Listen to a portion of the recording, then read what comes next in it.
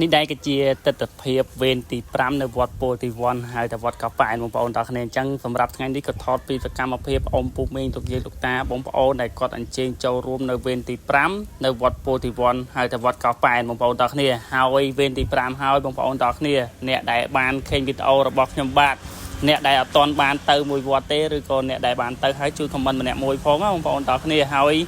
សម្រាប់ admin បានមួយវត្តដែរហើយបងប្អូនទាំងគ្នាអញ្ចឹងក៏ជូនបនជូនកសលទៅដល់បងប្អូនទាំងគ្នាផងហើយជូនបនកសលទៅដល់វរៈកងទ័ពដែលគាត់បានពលីការពារជាតិមាតុភូមិរបស់យើងណាបងប្អូនហើយជូនបនកសលដល់អ្នកដែលឃើញវីដេអូនេះទាំងអស់គ្នាហើយនេះគឺជាសកម្មភាពខ្លះនៅក្នុងវត្តពោធិវ័នហើយទៅវត្តកោះប៉ែនដែលមានការទូដង្ហែជុំវិញសាលាឆានអញ្ចឹងទៅបងប្អូនទាំងគ្នាហើយសម្រាប់វីដេអូដូចរាល់ដងវីដេអូខ្លះក៏ចាប់បានច្រើនវីដេអូខ្លះក៏ចាប់បានតិចហើយបងប្អូនខ្លះក៏ចាប់បានទៅហើយបងប្អូនខ្លះក៏មិនបានថតមានតែជា Fry ទេបងប្អូនទាំងគ្នាហើយក៏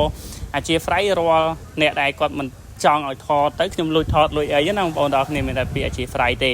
អញ្ចឹងកុំភ្លេច comment ប្រាប់ផងបងប្អូនទាំងគ្នាអ្នកដែលមានគោលបំណងថាមកវត្តពោធិវ័នហើយទៅវត្តកោះប៉ែនហើយសម្រាប់បងប្អូនទាំងគ្នាអ្នកដែលគាត់បានទៅវត្តហើយឬអ្នកដែលមិនបានទៅកុំភ្លេច comment កុំភ្លេច like share និង follow page ខ្ញុំបាទអ្នកមួយផងបងប្អូនទាំងគ្នាហើយសម្រាប់បងប្អូនទាំងគ្នាដែលអញ្ជើញមកវត្តពោធិវ័នហើយទៅវត្តកោះប៉ែនកុំភ្លេចជួយទិញកាហ្វេផងដោយសារតែមានកាហ្វេលក់នៅមុខហ្នឹងណាបងប្អូនទាំងគ្នាហើយសម្រាប់វត្តពោធិវ័ន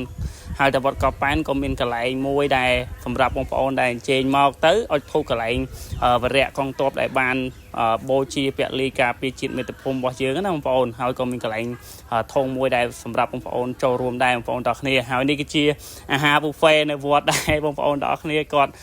ធ្វើម្ហូបធ្វើអីមកសម្រាប់វេននៅវត្តកោះប៉ែនណាបងប្អូនទាំងគ្នាហើយសម្រាប់ថ្ងៃនេះម្ហូបក៏រៀងច្រើនមុខដែរបងប្អូនទាំងគ្នាហើយនេះគឺជាសកម្មភាពនិងទស្សនវិជ្ជា